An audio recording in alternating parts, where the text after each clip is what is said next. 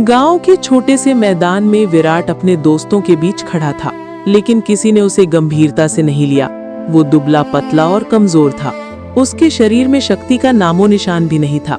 बच्चों की हंसी और मजाक उसकी आंखों के सामने घूम रहे थे। अरे विराट, तू कभी योद्धा नहीं बन सकता, एक बच्चा हंसते हुए बोला। हाँ, हवा से भी उड़ जाएगा क्या? किसी ने थप्पड़ मारते हुए कहा। विराट ने चुपचाप उनकी बातें सुनी। उसके अंदर एक अजीब बेचैनी थी। उसके मन में सवाल उठता था कि क्यों लोग उसे छोटा समझते हैं, लेकिन एक छोटी सी आग उसके दिल में जल रही थी। वो जानता था कि उसके भीतर कुछ विशेष शक्ति है, बस उसे जागृत करने की देर थी। वो रोज अपने छोटे से घर के पीछे वाले मैदान में अकेले दौड़ता, पेड़ों पर चढ़ता और खुद को मजबूत बनाने की कोशिश करता।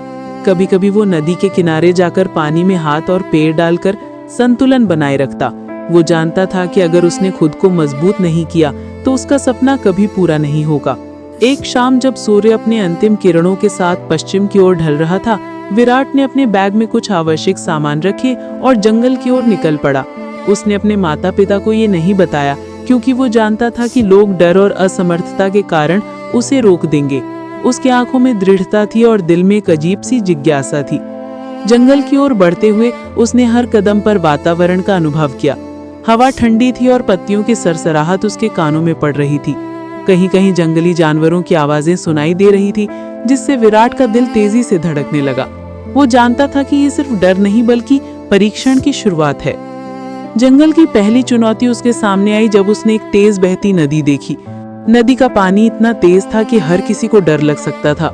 विराट ने डर को अपने अंदर दबाया और साहस के साथ पानी में कदम रखा। ठंडा पानी उसके शरीर को झकझोर रहा था, लेकिन वो धीरे धीरे पत्थरों पर संतुलन बनाता हुआ पार हो गया। नदी पार करने के बाद उसने महसूस किया कि ये उसकी पहली जीत थी और इस जीत ने उसके भीतर थोड़ी शक्ति पैदा की। रात का समय आया। जंगल गहरा और भयावह हो गया।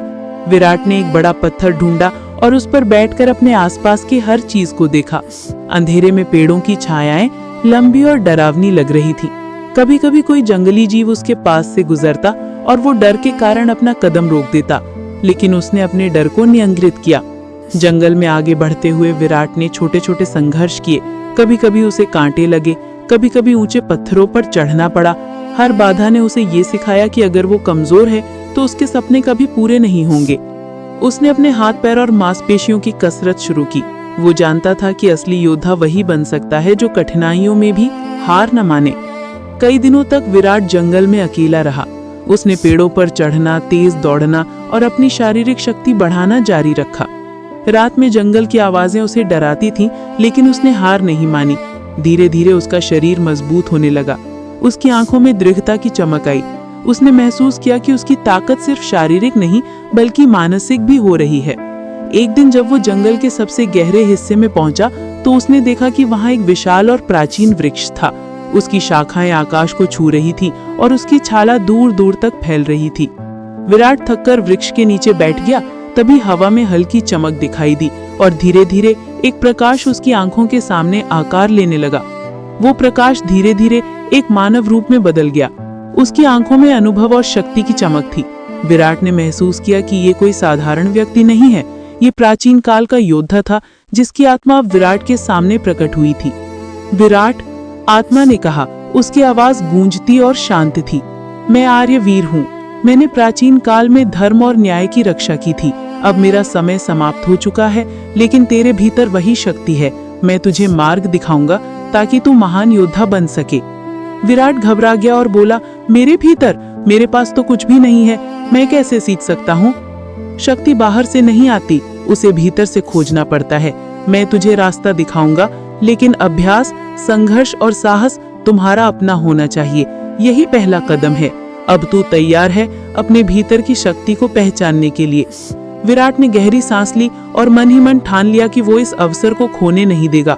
उसने महसूस किया कि जंगल, कठिनाइयां और संघर्ष केवल उसके प्रारंभिक परीक्षण है। वो अब अपने भीतर की शक्ति को पहचानने और उसे जागृत करने के लिए तैयार था। उस समय विराट ने देखा कि जंगल में हवा धीरे धीरे शांत हो रही थी। प्राचीन आत्मा उसके सामने स्थिर खड़ी थी। उसकी आंखों में ज्ञान और शक्ति की चमक थी।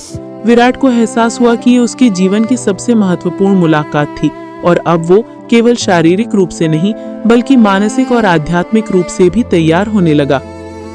विराट अब जंगल में अकेला नहीं था, उसके साथ ही प्राचीन योद्धा की आत्मा जो उसे अगले बड़े संघर्ष और प्रशिक्षण के लिए तैयार करने वाली थी।